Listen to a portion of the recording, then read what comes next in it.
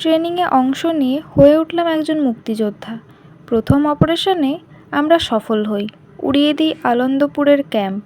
এরপর চলে যাই আরেক এলাকায়, হাতে রাইফেল নিয়ে পরবর্তী অপারেশনে নামি। তখন ধরা পড়ে যায় পাকিস্তানিদের হাতে। বন্দি করে কারাগারে স্বচক্ষে দেখি ধর্ষণ, শারীরিক অত্যাচার, কী বর্বরতা তাদের। রড দিয়ে পিটিয়েছে, পিঠের দাগগুলো এখনও আছে। আরও কয়দিন থাকলে হয়তো আমিও ধর্ষিত হতাম। তার আগেই আবুল কালামের বুদ্ধির কাছে হেরে গেল তারা। ফেরার আগে চোখ বন্ধ করে এক নিঃশ্বাসে দুইজনকে ছুরি দিয়ে হত্যা করে আসি। দেশ স্বাধীন হয়, চারদিকে স্বাধীনতার উল্লাস। আমি তখন হাসপাতালে চিকিৎসাধীন। আরও অনেকে ছিল। সেই হাসপাতালেই যিশু ভাইয়েরও চিকিৎসা চলছিল। তিনিও একজন মুক্তিযোদ্ধা। রিমঝিমের সঙ্গে ফের দেখা হলো। 1 মাস লাগলো সুস্থ হতে। ফেরার সময় সঙ্গে আসে রিমঝিম আর যিশু ভাই। পথে বারবার করে বললাম, তোমাদের মতো দেখতে যেন আমার একটা মেয়ে হয়। অলন্দপুরের বাজারে নামিয়ে দিয়ে ওরা আর আসেনি, ফের যদি গ্রামের লোক দেখে ফেলে। কিন্তু আমার আশঙ্কাই ঠিক হলো। অনেকে যিশুর ভাইয়ের সঙ্গে আমাকে দেখে ফেলেছে। বাড়িতে ফিরে দেখি তোদের আব্বা এসেছে। 3 মাস পর জানতে পারি আমি মা হব। মনে প্রাণে একটা সুন্দর মেয়ে চাইতে থাকি আল্লাহর কাছে। ঘুমালে স্বপ্ন দেখি রিমঝিমকে। আমার মন খুব চাইতো রিমঝিমের মতো সুন্দর মেয়ের। ঠিক তাই হলো। কিন্তু রটে গেল বদনাম। অনেকে বলে তারা যিশুর সঙ্গে আমাকে দেখেছে। এতদিন যিশুর কাছে ছিলাম, তারই সন্তান পদ্মজা, সেজন্যই এত সুন্দর আর এত মিল। তোদের আব্বাও বিশ্বাস করলো। আল্লাহ চাইলে সব পারে, কেউ বিশ্বাস করলো না। কিন্তু জানিস পদ্ম, তোর জন্মের পর থেকেই আমি অলৌকিকভাবে খুব শক্ত আর কঠিন হয়ে পড়ি। কেউ কিছু বললে সঙ্গে সঙ্গে তেড়ে যাই। এ খবর ছড়িয়ে পড়ে সব জায়গায়। তার মধ্যে কমান্ডার আবুল কালাম আসেন আনন্দপুরে। গ্রামের অনেকে যুদ্ধে গিয়েছিল, আমি ছাড়া আর একজন ফিরেছিল, বদরউদ্দিন নাম। বদরউদ্দিন এবং আবুল কালামের কাছ থেকে গ্রামবাসী জানতে পারে আমিও যুদ্ধ করেছি। হেমলতা একজন মুক্তিযোদ্ধা। এ খবর শোনার পর থেকেই সবাই মোটামুটি সমীহ করে চলতে থাকে। একটা শক্ত জায়গা দখল করে বাঁচতে থাকি। প্রতিটা ঘটনা আমাকে ভেতরে ভেতরে শক্ত করেছে। তুই জন্মের পর বুঝেছি আমি অনেক কিছু পারি, একা চলতে পারি। কথা শেষ করে হেমলতা হাঁপ ছাড়েন। চাঁদ ডুবে গেছে অনেকক্ষণ আগে। কিছুক্ষণের মধ্যে ফজরের আজান পড়বে। পদ্মজা পূর্ণা স্তব্ধ। দুই দুনিয়ায় বাঁচার 2টি পথ, চুপ থাকো নয় প্রতিবাদ করো। কিন্তু আমার নিয়ম বলে, সামনে চুপ থেকে আড়ালে আবর্জনাটাকে ছুঁড়ে ফেলে দাও, যাতে এই আবর্জনার প্রভাবে আর কিছু না পচে। হেমলতার শেষ কথাগুলো পদ্মজার রগে রগে শিহরণ জাগালো। সে দূরে চোখ রেখে কিছু ভাবতে থাকে। মানুষের জীবনে কত গল্প, কত যন্ত্রণা। হেমলতা নৌকা ঘোরাতে বললেন। মোর্শেদ তাই করলেন। বাড়ি ফিরতে হবে। আজ পদ্মজার গায়ে হলুদ। নৌকা চলছে ঢেউয়ের তালে তালে। আগের উত্তেজনাটা আর কাজ করছে না। একটা ইঞ্জিন ট্রলারের শব্দ পাওয়া গেল। 4 জন চকিতে তাকালো সেদিকে। ট্রলারে একজন লোক, একজন ভেতর থেকে সাদা কাপড়ে মোড়ানো কিছু একটা নিয়ে বেরিয়ে এলো। আবছা আলোয় সাদা কাপড়ে মোড়ানো বস্তুটি দেখে পিলে চমকে উঠল পূর্ণার। মানুষ মরার পর সাদা কাপড়ে যেভাবে মোড়ানো হয় ঠিক তেমন। এক মুহূর্তের পরেই লোক দুটি মোড়ানো বস্তুটি ছুঁড়ে ফেলল পানিতে। মোর্শেদ চেঁচিয়ে ওঠে, কে রে? লোক দুটি একবার মোর্শেদের নৌকাটির দিকে দৃষ্টিপাত করে দ্রুত ট্রলারের ভেতরে চলে গেল। মোর্শেদ তড়িঘড়ি করে বৈঠা চালিয়েও তাদের ধরতে পারল না। ট্রলারটি চোখের সামনে অদৃশ্য হয়ে গেল। সেখানে সাদা কাপড়ে মোড়ানো বস্তুটি ফেলা হয়েছে। সেখানে মোর্শেদের নৌকাটি পৌঁছাতেই হুট করে হেমলতা ঝাঁপিয়ে পড়েন পানিতে। পদ্মজা আকস্মিক ঘটনায় চমকে গেল। আতঙ্ক নিয়ে ডাকল, আম্মা। হেমলতার দেখা নেই। পদ্মজা নৌকা থেকে ঝাঁপ দিতে যাবে, তখনই হেমলতা ভেসে উঠলেন, হাতে সাদা কাপড়ে মোড়ানো বস্তুটি। হেমলতা মুখ তুলে মোর্শেদ ও মেয়েদের উদ্দেশ্যে বললেন, লাশ। পূর্ণা লাশ শুনেই কাঁপতে থাকে, অথচ পদ্মজা স্থির ও ঠান্ডা। অন্যদিকে হেমলতা এই শেষ রাত্রিতে নদীর জলে ভেসে আছেন, 2 হাতে মৃত মানুষ জড়িয়ে ধরে। লাশটি নৌকায় তুলতেই পূর্ণা ভয়ে কুঁকড়ে গিয়ে মোর্শেদের পাশ ঘেঁষে বসল। তার মনে হচ্ছে চারিদিক থেকে প্রেতাত্মারা তাকিয়ে আছে, যেন কোন মুহূর্তে ঝাঁপিয়ে পড়ে ঘাড় মটকে দেবে। ঘাড় মটকানোর কথা ভাবতেই পূর্ণার ঘাড় শিরশির করে উঠল। ভূত ভূত বলে চেঁচিয়ে উঠল সে। হঠাৎ পূর্ণার চিৎকার শুনে মোর্শেদ ভয় পেয়ে যান। এমনিতেই গায়ে কাটা দিচ্ছে লাশ দেখে তিনি পূর্ণাকে এক হাতে জড়িয়ে ধরে বললেন, কোন হানে ভূত, ডরাইছোস না? মাথার কাছে বাঁধা দড়িটা খুলে কাপড় সরাতেই একটা মৃত মেয়ের মুখ দেখা গেল। হেমলতা আর পদ্মজা দুজনের ভেতরে ভেতরে চমকে উঠল। হেমলতা এদিক ওদিক তাকিয়ে মানুষের উপস্থিতি দেখে নিলেন। এরপর কণ্ঠ খাদে নামিয়ে বললেন, চিনি না তো, তুই চিনিস? পদ্মজা মাথা নাড়িয়ে জানালো সে চেনে না। পরপরই মোর্শেদকে ডাকলো, পদ্মজা। আব্বা দেখেন তো আপনি চিনেন নাকি? মোর্শেদ উঠে আসতে চাইলে পূর্ণা ধরে রাখে। মোর্শেদ পূর্ণাকে নিয়ে এগিয়ে আসেন। মৃত মেয়েটার মুখ দেখে বললেন, না, এরে চিনি না। হেমলতা চিন্তায় পড়ে যান। শরীরের পশম কাটা দিচ্ছে। চারিদিক অন্ধকারে ঢাকা, হিমশীতল বাতাস, আর সামনে সাদা কাপড়ে মোড়ানো এক মেয়ের লাশ। তিনি ব্যথিত কণ্ঠে বললেন, কোন মায়ের বুক খালি হলো কে জানে? পদ্মজা বিড়বিড় করে, ট্রলারের একজনকে চেনা চেনা লাগছিল আম্মা।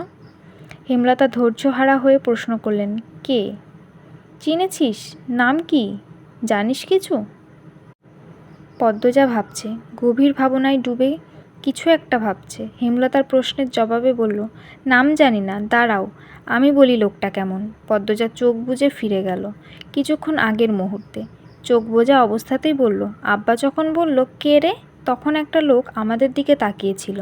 লোকটার চোখগুলো ভীষণ লাল, অনেক মোটা, খুব কালো, মাথার চুল ঝুঁটি বাঁধা ছিল।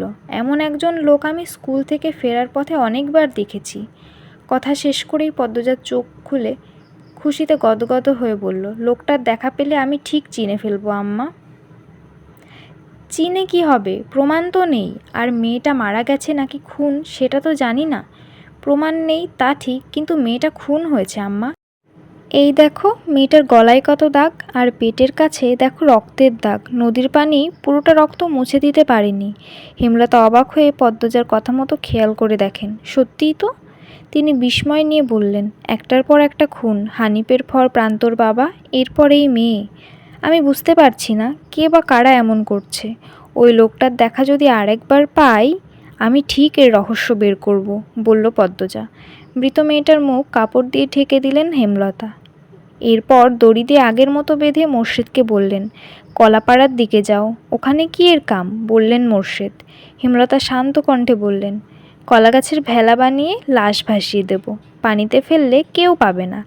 ভাসিয়ে দিলে কেউ না কেউ তো পাবে, হয়তো মেয়েটার পরিবারও খুঁজে পেতে পারে। আমাদের বাড়িতে এখন লাশ নিয়ে যাওয়া ঠিক হবে না, অনেক মানুষ আছে, সবাই ভয় পাবে, বিয়ের আমেজটা চলে যাবে। তাড়াতাড়ি যাও, কলাপাড়ার দিকে নৌকা ঘোরাও। সকাল সকাল গায়ে হলুদ সম্পন্ন করার পরিকল্পনা ছিল, কিন্তু বউ এখনও ঘুমে আচ্ছন্ন। বাড়ি ভর্তি মানুষ, কলাগাছের ছাদ বানিয়ে সবাই অপেক্ষা করছে নতুন বউয়ের জন্য। হেমলতা কিছুতেই পদ্মজাকে ডাকতে দিচ্ছেন না। দুপুরের আজান পড়তেই পদ্মজা চোখ খোলে। যখন মনে পড়ল আজ গায়ে হলুদ, তখন সে ধরফড়িয়ে উঠে বসল। সেই কাক ডাকা ভোরে বাড়ি ফিরে ঘুমিয়েছে, তারপর আর কিছু মনে নেই। বালিশের পাশে হলুদ শাড়ি রাখা। পদ্মজা দ্রুত শাড়িটি পরে নিয়ে ডাকল পূর্ণাকে। বাইরের কোলাহল শোনা যাচ্ছে। পদ্মজা দরজা খুলতেই 9 বছর বয়সী একটা মেয়ে চেঁচিয়ে বাইরে খবর দিল, পদ্ম আপার ঘুম ভাঙছে। হেমলতা রান্নাঘরের সামনে বসে মুরগি কাটছিলেন। হানি উঠান থেকে হনহনিয়ে হেঁটে এসে হেমলতাকে শ্লেষাত্মক কণ্ঠে বললেন, এবার তোর চাঁদকে নিয়ে যেতে পারি? হেমলতা হেসে অনুমতি দিলেন, যাও। হানি, মঞ্জুরা সহ সম্পর্কে ভাবি হয় এমন আরও দুজন পদ্মজাকে নিয়ে ঘর থেকে বের হলো। গান গাওয়ার জন্য গীত গাওয়ানি মহিলাদের খুব সমাদর করে আনা হয়েছে। গ্রামের মহিলারা মিলে গোলাকার হয়ে বসে গানের জলসা তৈরি করেছে। যারা যারা গান গাইতে পারে তারা চারপাশে ঘুরে ঘুরে গাইছে। পদ্মজাকে দেখে সবার মনোযোগ তার দিকে চলে গেল। গায়ে হলুদের স্থান বাড়ির পেছনে। মোর্শেদ পথ আটকে গামছা কোমরে বাঁধতে বাঁধতে বললেন, আমার ছেড়িরে আমি লইয়া যামু। কথা শেষ করে মোর্শেদ পদ্মজাকে পাঁচকোলা করে তুলে নিলেন। হানি চেঁচিয়ে উঠে বললেন, আরে মিয়া করেন কি, দুলাভাইরা কোলে নেয় তো, বাপ নিলে বিয়া অশুদ্ধ হইয়া যাইব না। পদ্মজা লজ্জায় শাড়ির আঁচল দিয়ে মুখ ঢেকে ফেলল। অজানা অনুভূতিতে তার হাত পা কাঁপছে। উপস্থিত মানুষের উচ্ছ্বাস দ্বিগুণ বেড়ে যায়। প্রেমা, প্রান্ত অন্যান্য শিশুদের নিয়ে খুশিতে লাফাচ্ছে। একজন আরেকজনকে রং মাখিয়ে দিচ্ছে। কলাগাছের ছাদের নিচে খাটের ছোট চৌকি রাখা। সেখানে পদ্মজাকে দাঁড় করিয়ে দেন মোর্শেদ। সামনে 7টি বদনা, 10টি কলসি ভর্তি পানি, একটি কুয়োয় রাখা দূর্বা, ধান, হলুদ বাটা, হলুদ শাড়ি, ব্লাউজ, তোয়ালে ও সাবান।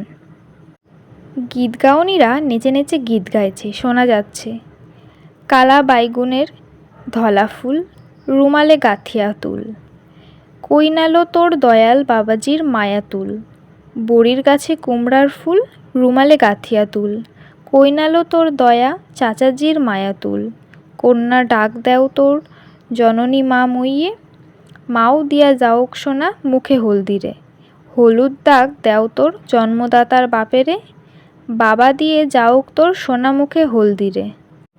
গীতের তালে তালে ছেলেমেয়েরাও এক একজন আরেকজনকে জোর করে ধরে ধরে হলুদ মাখিয়ে দিচ্ছে।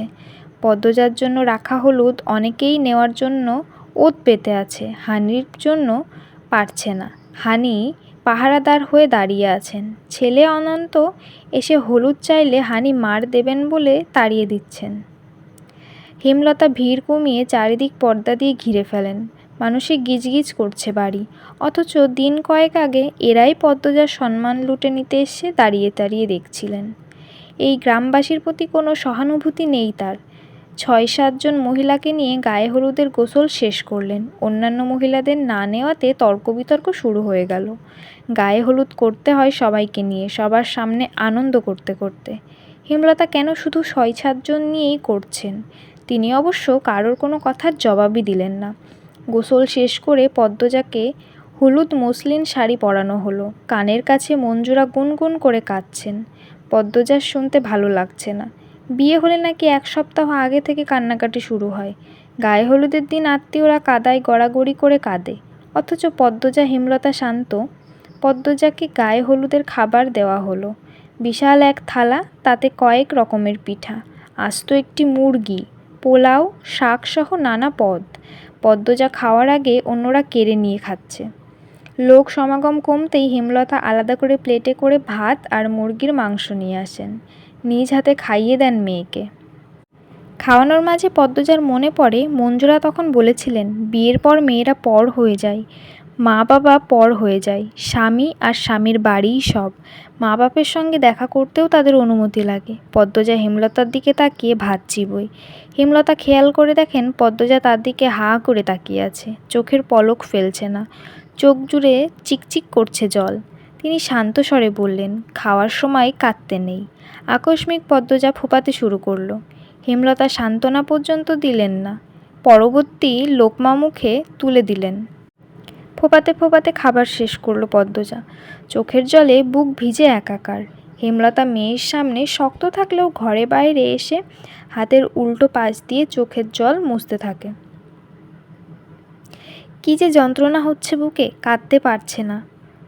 কিন্তু কাঁদার সময় কোথায়? সবার সামনে তো আর কাঁদতে পারেন না। ভিড় কমলে কাঁদবেন, অনেক কাঁদবেন, জীবনের শেষবারের মতো কাঁদবেন, এরপর আর কখনো কাঁদবেন না, কোনো দিনও না। পদ্মজার 2 হাতে গাছের মেহেদি লাগানো হচ্ছে।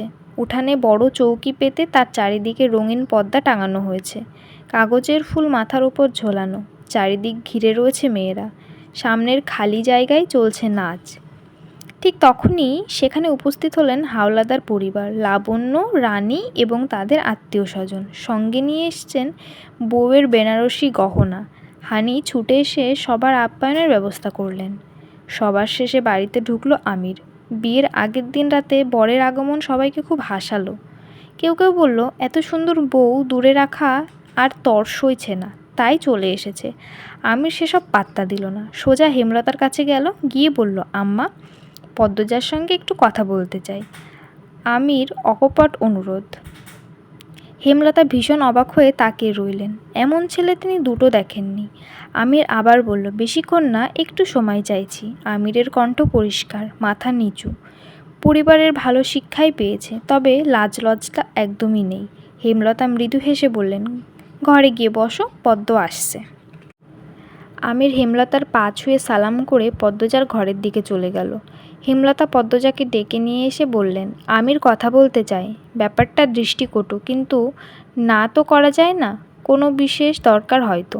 পদ্মজা ঘরের সামনে এসে থমকে দাঁড়ালো। পেছন ফিরে তাকাতেই হেমলতা ইশারায় যেতে বললেন। পদ্মজা ঘরে ঢুকে ডাগর ডাগর চোখ মেলে আমিরের দিকে তাকালো।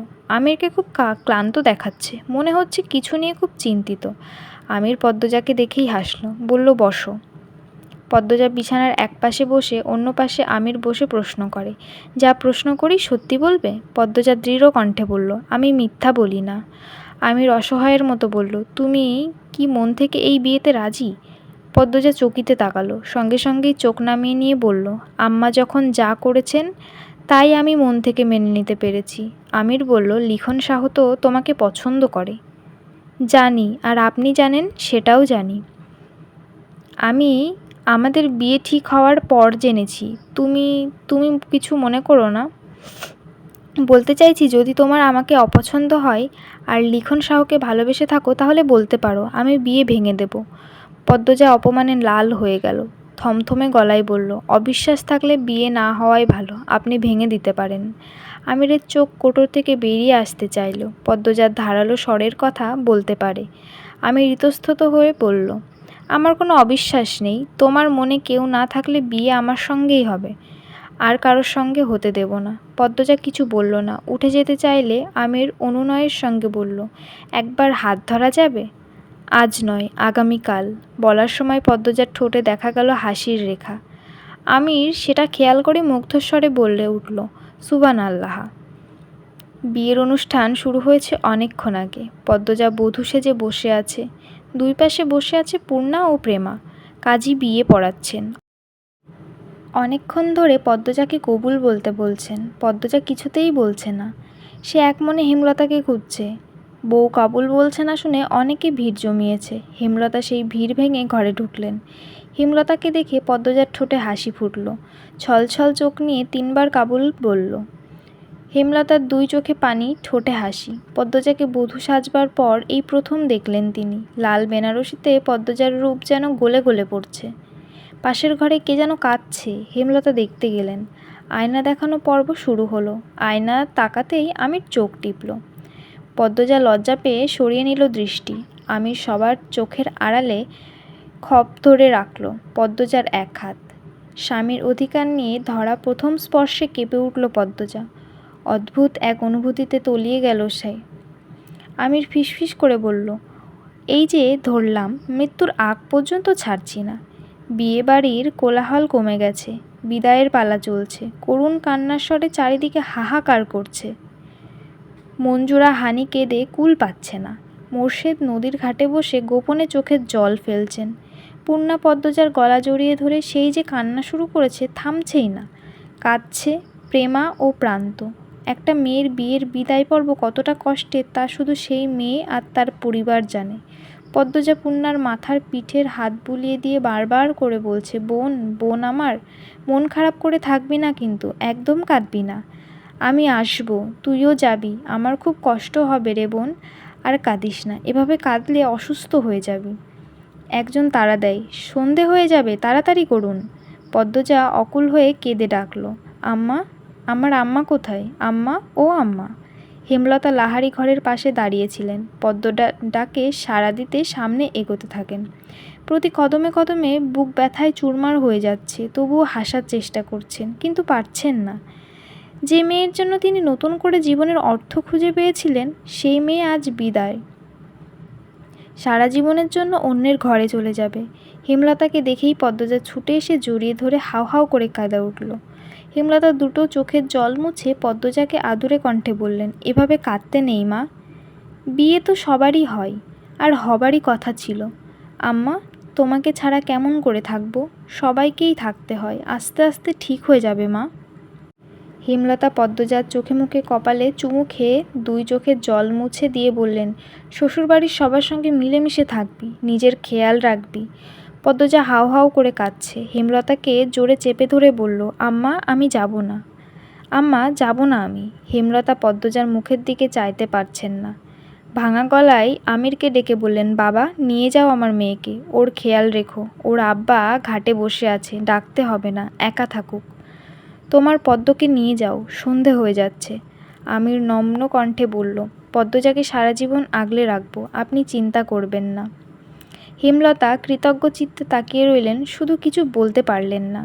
চোখ বেয়ে টুপটুপ করে কয়েক ফোঁটা জল গড়িয়ে পড়ে মাটিতে, পদ্মজার বেনারসিতে। আমির পদ্মজাকে পাঁচকোলা করে নেয়। পদ্মজা আকুতি ভরা কণ্ঠে হেমলতাকে ডেকে অনুরোধ করে, আম্মা, আমাকে ধরো, ওরা নিয়ে যাচ্ছে আম্মা। হেমলতা মুখ ঘুরিয়ে নেন। পূর্ণা দুই হাতে মুখ ঢেকে ফুঁপিয়ে কাঁদছে। পদ্মজাকে পালকিতে বসিয়ে তার গালে দুই হাত রেখে আমির বলল, কেঁদো না আর, একদিন পরেই আসবো আবার। পদ্মজা দুই হাতে মুখ ঢেকে ফুঁপিয়ে কাঁদছে। সব কিছু শূন্য লাগছে, মস্তিষ্ক ফাঁকা হয়ে গেছে। পালকি ছুটে চলেছে শ্বশুরবাড়ির দিকে। পূর্ণা হেমলতাকে জড়িয়ে ধরে বলল, আম্মা, কেন বিয়ে দিলে আবার? তোমার কি কষ্ট হচ্ছে না? হেমলতা হাঁটু ভেঙে মাটিতে বসে পড়েন। পূর্ণাকে জড়িয়ে ধরে গগন কাঁপিয়ে চিৎকার করে কেঁদে ওঠেন। উপস্থিত সবার কান্না থেমে যায়। তিনি বলেন, আমি যদি পারতাম তাহলে আমার পদ্মর বিয়ে দিতাম না পূর্ণা, ও যে আমার 7 রাজার ধনের চেয়েও বেশি। হানি বরাবরই কাদুর স্বভাবের। হেমলতা কাঁদছে দেখে সেও কেঁদে উঠল। সেই হেমলতাকে এভাবে কাঁদতে দেখে তিনি নিজে কান্না লুকিয়ে রাখতে পারছেন না। হেমলতার মাথা বুকের সঙ্গে জড়িয়ে ধরে ভেজা কণ্ঠে বলল, এটাই তো নিয়ম, কেঁদে আর কি হবে। হেমলতা মুহূর্তে ছোট বাচ্চা হয়ে গেলেন। হানিকে ধরে হাউমাউ করে কেঁদে বললেন, আপা, আপা, ওরা আমার মেয়ে নিয়ে নেই, আমার কলিজা ছিঁড়ে নিয়ে যাচ্ছে। আপা, কেন বিয়ে দিতে হলো আমার পদ্মর? মঞ্জুরা হেমলতার মাথায় হাত রেখে সান্ত্বনা দেন, দেখিস পদ্ম, খুব ভালো থাকবে, ও খুব ভালো মেয়ে। হেমলতা হানিকে ছেড়ে মঞ্জুরাকে জড়িয়ে ধরলেন। হাত পা ছুঁড়ে কাঁদতে কাঁদতে বললেন, আম্মা, আম্মা, তুমি কখনো আমাকে কিছু দাওনি, এইবার আমার এই মরণ কষ্টটা কমিয়ে দাও। আমার খুব কষ্ট হচ্ছে আম্মা, আমার পদ্মকে ছাড়া আমি কিভাবে থাকবো? মঞ্জুরার বুক ধুকফুক করছে। জন্মের পর হেমলতা কি কখনো এভাবে কেঁদেছে? মনে পড়ছে না। তিনি পারেননি হেমলতার এই কষ্ট কমাতে, শুধু বুকের সঙ্গে চেপে ধরে রেখেছেন। এভাবে যদি ছোট থেকে আগলে রাখতেন, হেমলতার জীবনটা এত কষ্টের হতো না। পদ্মজা ছটফট করছে, কিছু ভালো লাগছে না, ইচ্ছা হচ্ছে ছুটে যেতে মায়ের কোলে। গলা শুকিয়ে কাঠ, এক্ষুনি মারা যাবে হয়তো। পদ্মজা হঠাৎ চিৎকার করে উঠল, থামো তোমরা, থামো, আল্লাহর দোহাই লাগে, থামো। পদ্মজার চিৎকার শুনে আমির ভড়কে যায়। বেয়ারাদের দ্রুত থামতে বলে পালকি থেকে নেমে যায়। পদ্মজা পালকি থেকে মাটিতে পা রেখেই মোড়ল বাড়ির দিকে ছুটতে থাকলো। কেউ আটকে রাখতে পারল না। সবাইকে ধাক্কা দিয়ে দূরে ঠেলে ছুঁড়ে চলে এলো মায়ের বুকে। আমি শুধু চেয়ে রইল।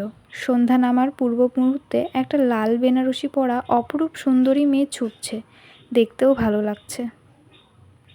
আম্মা। পদ্মজার কণ্ঠে আম্মা ডাকটি হেমলতার অস্তিত্ব মারিয়ে দিয়ে যায়। হেমলতা থমকে গিয়ে ঘুরে তাকায়। দাঁড়িয়ে উঠোনের জন্য প্রস্তুত হতেই পদ্মজা ঝাঁপিয়ে পড়ে বুকে। হেমলতা টাল সামলাতে না পেরে আবার মাটিতে বসে পড়েন। পদ্মজা নির্বিচ্ছিন্নভাবে কাঁদতে থাকলো।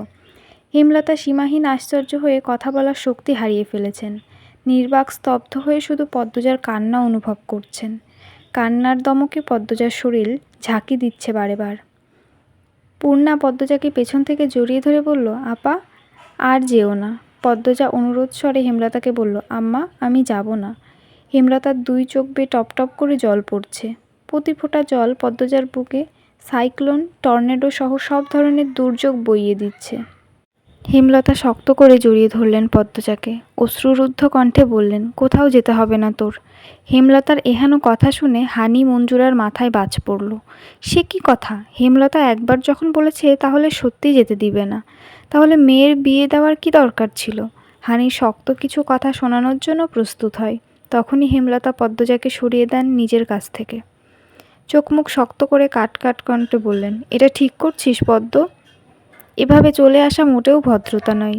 আবেগকে এত প্রশ্রয় দিতে নেই। বিয়ে দিয়েছি, এবার শ্বশুরবাড়িতে যেতেই হবে। ওই তো আমির এসেছে।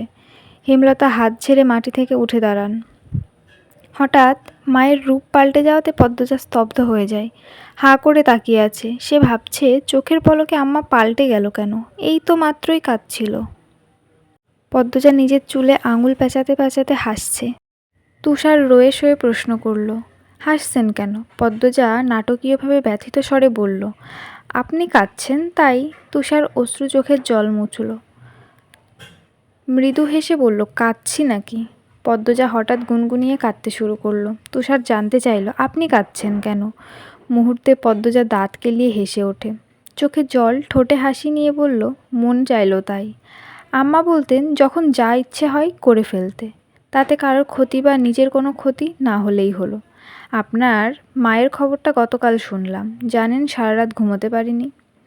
আপনার মনটা খুব নরম স্যার, কিন্তু কঠিন ভাব নিয়ে থাকেন, আমার আম্মার মতো। তারপর কি হলো? পদ্মজা চেয়ার ছেড়ে মেঝেতে বসে শিশুসুলভ ভঙ্গিতে বলল। আর তো বলবো না। তুষার শ্বাসরুদ্ধকর কণ্ঠে প্রশ্ন করল, কেন? পদ্মজা ঘাড়ে এক হাত রেখে ক্লান্ত ভঙ্গিতে বলল, এমনি। হেয়ালি করবেন না পদ্মজা, আপনি ছাড়া এই রহস্যের কিনারা অসম্ভব। আপনার পুরো গ্রাম আপনার বিপক্ষে, খুনের কারণ ও কেউ বলতে পারছে না। আমরা তদন্ত করেও কুল পাচ্ছি না। পদ্মজা চোখ গরম করে তাকালো, কটমট করে বলল, বলবো না মানে বলবো না। তুষার দ্বিগুণ গলা উঠিয়ে বলল, তাহলে এতটুকু কেন বললেন? আমার ইচ্ছা হয়েছে তাই। আপনার ইচ্ছাই সব হবে না, যা খুশি করে নিতে পারেন। পরিস্থিতি বিগড়ে যাচ্ছে। পরিস্থিতি সামলাতে তুষার দুই হাতে চোখ ঢেকে রাগ নিয়ন্ত্রণ করে। এরপর ধীরে সুস্থে বলল, দেখুন, যদি সব খুলে না বলেন তাহলে আমি আপনাকে আইনের হাত থেকে বাঁচাতে পারবো না, নির্দোষ প্রমাণ করতে পারবো না। আর আমার মন বলছে আপনি দোষ করতে পারেন না। সবসময় মন সঠিক কথা বলে না। তাহলে বলছেন আপনি নির্দোষ না? পদ্মজার চোখ সরিয়ে নিল, হাসল।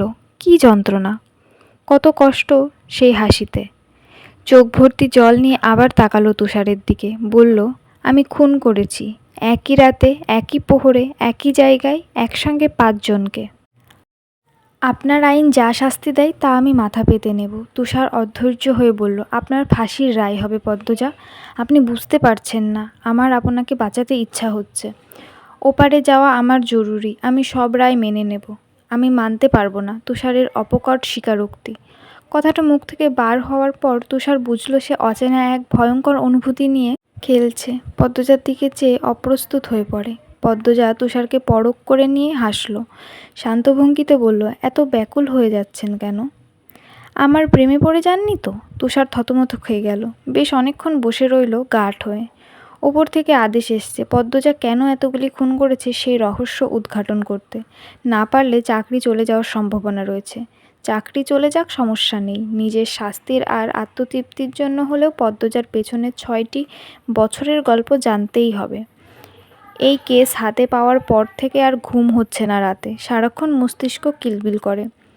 এত জটিল কেস কখনো ফেস করতে হয়নি। অলন্দপুর পুরোটা ঘেটেও কিন্তু কিছু জানা যায়নি। যারা খুন হয়েছে তারা আর পদ্মজা ছাড়া হয়তো কেউ জানেও না। তুষার আবার বলল, আপনার বিরুদ্ধে সব প্রমাণ, আপনার বিরুদ্ধে সবাই সাক্ষী দিচ্ছে। কথার মাঝখানে তুষারকে থামিয়ে দিয়ে পদ্মজা বলল, খুনগুলো তো সত্যি আমি করেছি, তাহলে প্রমাণ আমার বিরুদ্ধেই তো থাকবে। তুষারের মন বিরক্তে তেতো হয়ে যায়। পদ্মজার সামনে কয়েকবার পায়চারি করে বেরিয়ে গেল সে। সিগারেট ফুঁকে মাথা ঠান্ডা করে চা নিয়ে এলো ফাহিমা। তুষার শুধালো, মেয়েটাকে তোমার অপরাধী মনে হয়? আমি কিছু ভাবতে পারছি না স্যার। মেয়েটার দেখলে আমার হাত অবশ হয়ে যায়। এত মেরেছি, কিছুতেই টু শব্দটাও করেনি। এরপর থেকে আমি রাতে ভয়ঙ্কর স্বপ্ন দেখি। পৃথিবীটা রহস্যে ঘেরা ফাহিমা। একজন নারী 5 জনকে কীভাবে খুন করতে পারে, আবার একসঙ্গে? সেই সাহস কী করে পেল? সেটা আমিও ভাবছি স্যার। কিভাবে খুন করেছে সেটা ধারণা করা যাচ্ছে, কিন্তু এত সাহস, ধৈর্য কিভাবে কোনো নারীর থাকতে পারে? নারীরা চাইলে সব পারে, কথাটা শুনে এসছি, এবার সচক্ষে দেখছি। জি স্যার। কত আসামি পায়ে পড়ে জীবন ভিক্ষা চেয়েছে, মন কাঁদেনি। এই মেয়েটার জীবন চায় না, তবুও আমার ইচ্ছা হচ্ছে নতুন একটা জীবন পাবার সুযোগ করে দিতে, নির্দোষ প্রমাণ করতে। ফাহিমা অবাক হয়ে তাকালো তুষারের দিকে। তুষার কখনো হু হ্যাঁ এর বাইরে কিছু বলে না। খুব কঠিন, কাঠখোট্টা একটা মানুষ। অনুভূতি বলতে কিছু নেই তার মুখে। এই ধরনের আবেগী কথাবার্তা শুনে অবাক হচ্ছে ফাহিমা। পরিস্থিতি হাতের বাইরে। পদ্মজার ফাঁসি দেখার জন্য দেশ উতলা হয়ে আছে। কেন এমন হচ্ছে ফাহিমা? আজ যদি হেমলতা উপস্থিত থাকতেন গল্পটা অন্যরকম হতো স্যার। তুষার অবাক ফিরে এসে পদ্মজার সামনে চেয়ারে বসল। ধীর কণ্ঠে বলল, আজই শেষ দিন, এরপর আর আমাদের সাক্ষাৎ হবে না। পদ্মজা চমকে তাকালো। দ্রুত তুষারের পায়ের কাছে বসে বলল, আপনার আম্মা কি আপনাকে বিয়ের জন্য খুব চাপ দেয়? আপনি কি করে জানলেন? সেদিন দেখলাম ফোনে কাউকে আম্মা ডেকে রেগে বিয়ে না করার কথা বলছিলেন। আমি তো অনেক দূরে দাঁড়িয়ে কথা বলছিলাম, আপনার শ্রবণ শক্তি তো প্রখর। তুষার বলল।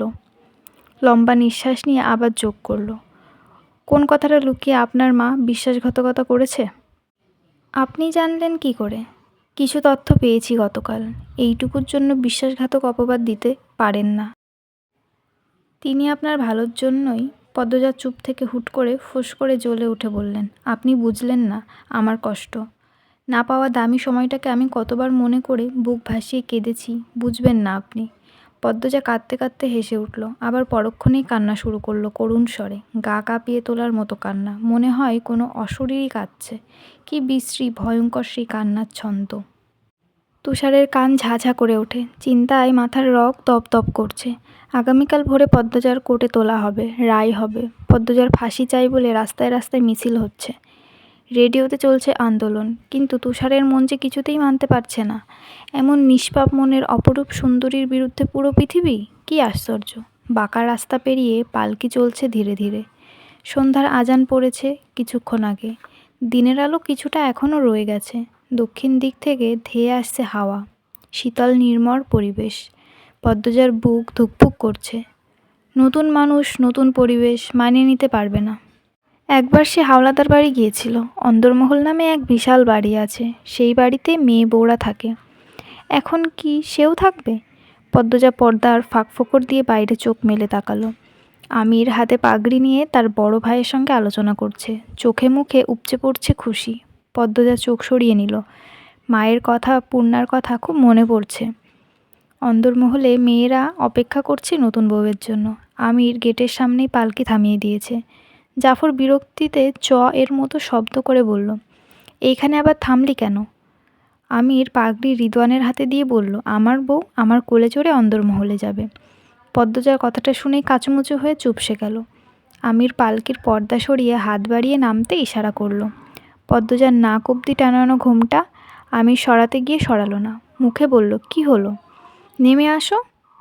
পদ্মজা লজ্জায় জ্ঞানশূন্য হয়ে পড়েছে। সে গাঢ় হয়ে বসে রইল। আমির হেসে নিজের কপাল চাপড়ালো এক হাতে, এরপর নিজেই টেনে নামালো পদ্মজাকে। তখনও পদ্মজার নাক অবধি ঘোমটা। আমির চট করে তাকে পাজা কোলা করে নেয়।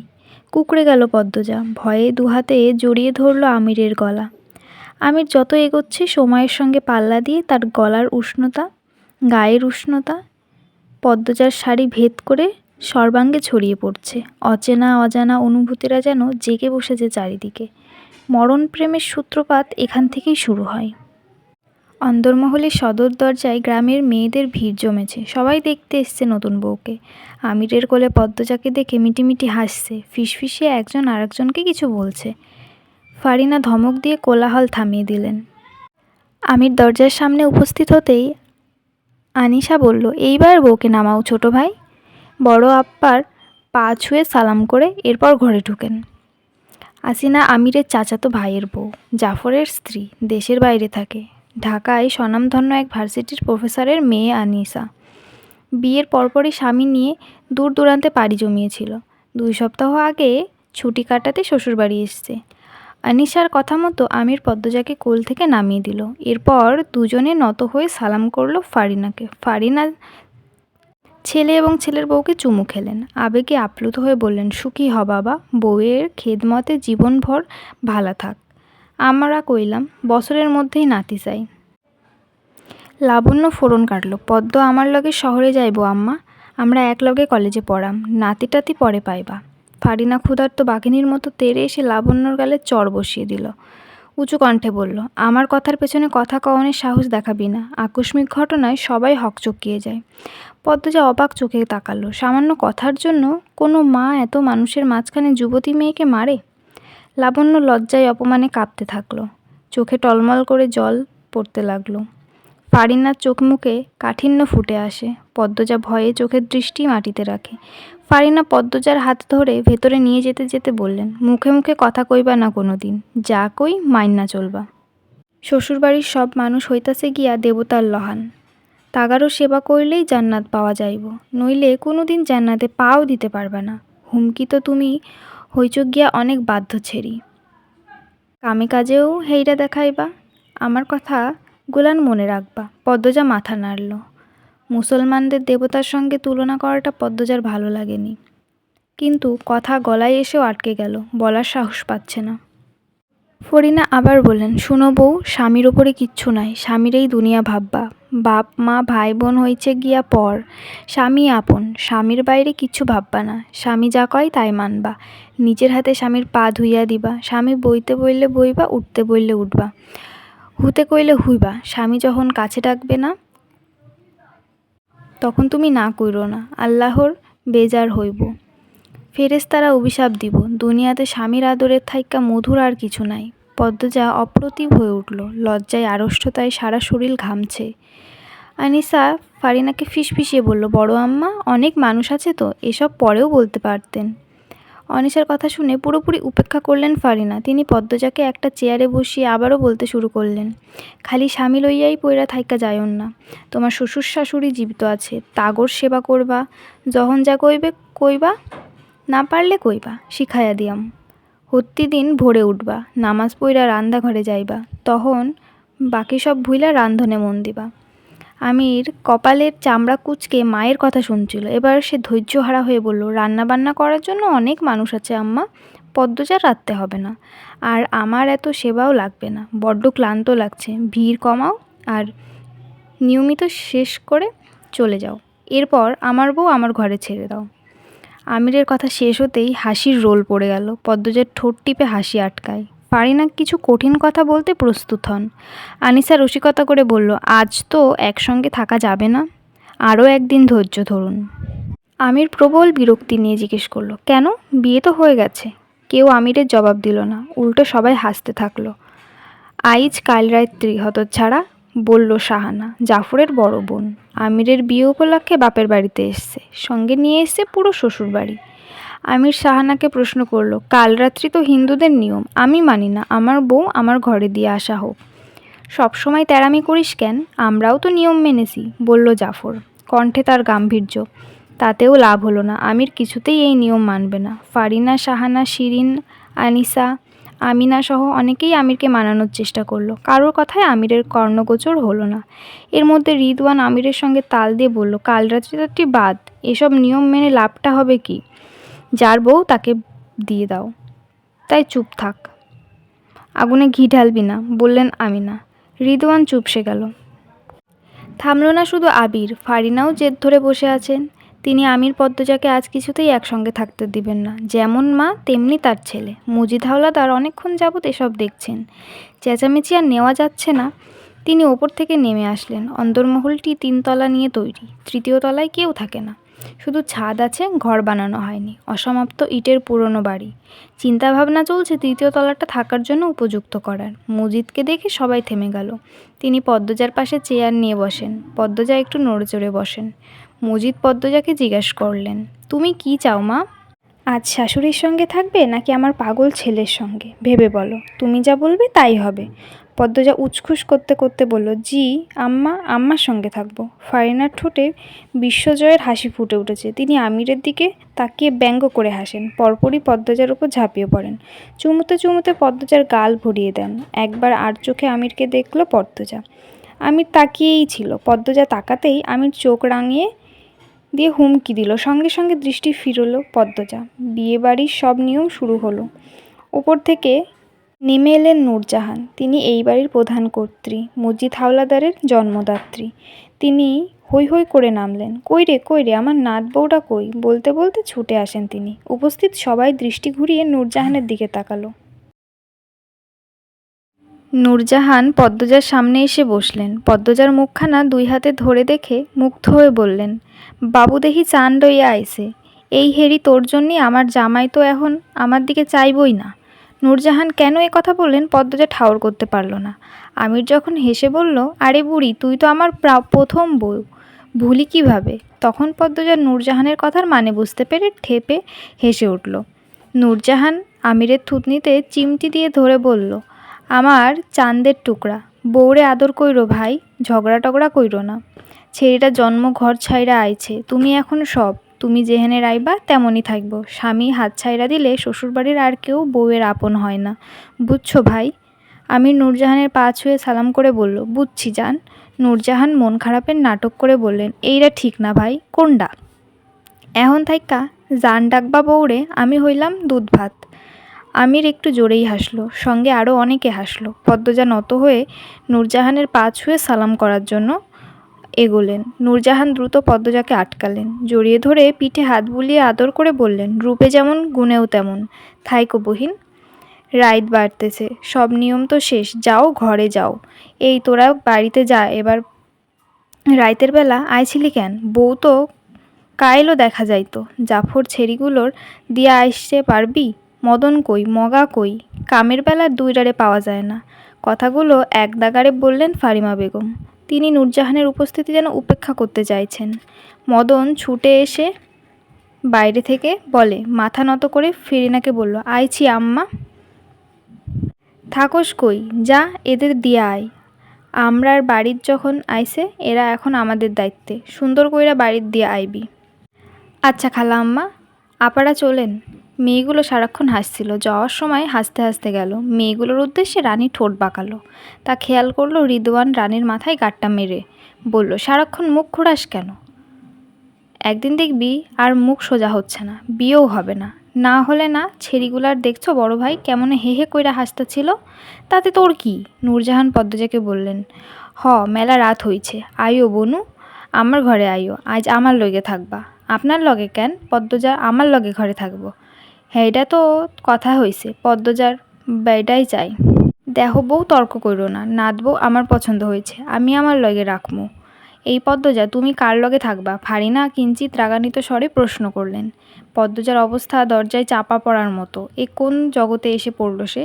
পদ্মজা গোপনে ঢোক গিলল। নূরজাহান আমিরকে আদেশ করলেন, খাড়ারা রইছিস ক্যা, বউরে কোনো লইয়া আমার ঘরে চলে আয়। আমির পদ্মজাকে কোলে তুলতে গিয়ে ফারিনা বলল, বাপু, আমি তোর মা, তোরে জন্ম দিছি আমি, আমার কথাই শেষ কথা। আমার ছেঁড়ার বউ আমার ঘরে থাকবো, আমার কথা অমান্য করলে জান্নাত পাবি না। নূরজাহান পদ্মজাকে উদ্দেশ্য করে বললেন, দেখছো নি বুনু, এমন কইলা বড় বউ কেউ ঘরে রাহে? আমি মানুষ ভালা বইলা এই বউরে বাইর কইরা দেই নাই, সহ্য কইরা কইরা এখন মরার পথে আইছি। তোমাদের কারোর সঙ্গে থাকতে হবে না, আমার বউ আমার ঘরেই চলুক, বলল আমির। কণ্ঠে তার খুশির মেলা। সুযোগ বুঝে নিজের জিনিস নিজে বুঝে নিতে চাইছে। ফারিনা তীক্ষ্ণ দৃষ্টি দিয়ে আমিরের দিকে তাকিয়ে নূরজাহানকে বলল, আপনার ঘরেই লইয়া যান। ফারিনার কথা শুনে আমিরের মুখটা ফাটা বেলুনের মতো চুপসে যায়। নূরজাহান বিজয়ের হাসি হেসে বললেন, ভাই বউরে কোলা লাও, লইয়া আয় আমার ঘরে। পদ্মজা দ্রুত মিনমিনিয়ে বলল, আমি হেঁটে যেতে পারবো। আচ্ছা তাইলে হাঁটো। ধরো আমার হাত ধরো। নূরজাহানের হাত বাড়িয়ে দেন। পদ্মজা নূরজাহানের হাত শক্ত করে ধরে মৃদু করে হাসল। তাদের পিছু নিল আমির। সে দাদির ঘর অবধি যাবে। পদ্মজাকে তার মোটেও ছাড়তে ইচ্ছা করছে না। নূরজাহানের ঘরে যাবার পথে পদ্মজা কান্নার সুর শুনতে পেল। কে কাঁদছে? কি করুণ সেই কান্নার স্বর। এদিক ওদিক দৃষ্টি মেলে তাকালো সে। আর একটু এগোতেই খুব কাছে জোরে একটা আওয়াজ হলো। কেঁপে উঠে দ্রুত সেদিকে তাকালো পদ্মজা। মাত্র 2 হাত দূরে একটা দরজা। ভেতর থেকে কেউ দরজা ধাক্কাচ্ছে আর কাঁদছে। পদ্মজাকে ভয় পেতে দেখে আমির বলল, ভয় পাচ্ছ? পদ্মজা ভয়ে ভরা ব্যথিত কণ্ঠে বলল, কে ওখানে? এভাবে কাঁদছে কেন? দরজা খুলে দিন না। তার কথার আমির বা নূরজাহান কারো কোনো ভাবান্তর হলো না। পদ্মজাকে নিয়ে পাশ কেটে চলে গেল।